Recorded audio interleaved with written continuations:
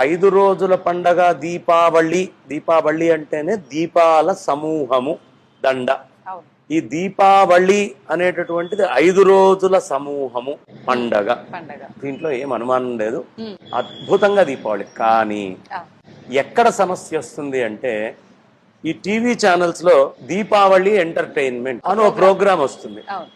దానికి దీపావళికి సంబంధం ఉంటుంది. ఆ వెనకాల దీపావళి అనే శబ్దం వాడడంతో అబ్బో దీపావళి అని జనాలందరూ అవి చూడటం మొదలు పెట్టారు. కానీ దీపావళి అంటే నరకాసురుడు, అతను ఎలా చంపబడ్డాడు, ఆ చరిత్ర ఏమిటి, అలాగే ధన్వంతరి పుట్టుక ఎలా జరిగింది, ధనత్రయోదశి నాడు దీపావళి రోజు వచ్చేటప్పటికి రామచంద్రమూర్తి యొక్క విజయానికి సంకేతంగా దీపాలని ఎలా పెట్టారు, గోవర్ధనగిరి పూజ అంటే కృష్ణ పరమాత్మ ఏ విధంగా దేవేంద్రుణ్ణి కాకుండా గోవర్ధన గిరికి పూజ చేయించారు, ఇంద్రుడి యొక్క గర్వాన్ని ఎలా దూరం చేశారు, అదే విధంగా యముడితోటి అతని యొక్క సోదరి యమి ఎలాంటి కోరిక కోరుకుంది, ఈ అంశాలని చూపించేట్టుగా పెట్టినప్పుడే దీపావళి అనేది ఏ ఎంటర్టైన్మెంట్ టీవీ ఛానల్లో అయినా వాడుకోవాలి తప్ప, దీపావళి పేరు వాడుకొని వేరే వేరే ఏవో కార్యక్రమాలు చేయడం అనేది ఒకటి.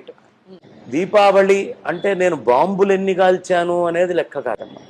ధనత్రయోదశికి పొద్దున్నే లేచానా, చక్కగా నేను అమ్మవారికి పూజ చేసుకున్నానా లేదా, అలాగే చతుర్దశి నాడు అమ్మవారికి పూజ చేసుకున్నానా లేదా, అదే విధానంలో దీపావళి రోజు ఆ అమ్మవారి పూజ ఎంత బాగా నేను చేసుకున్నాను, ఇంట్లో దీపాలన్నీ వెలిగించుకుంటున్నానా లేదా, ఇంకా ఏ అమావాస్యకి దీపావళికి ఉన్న భాగ్యం లేదమ్మా.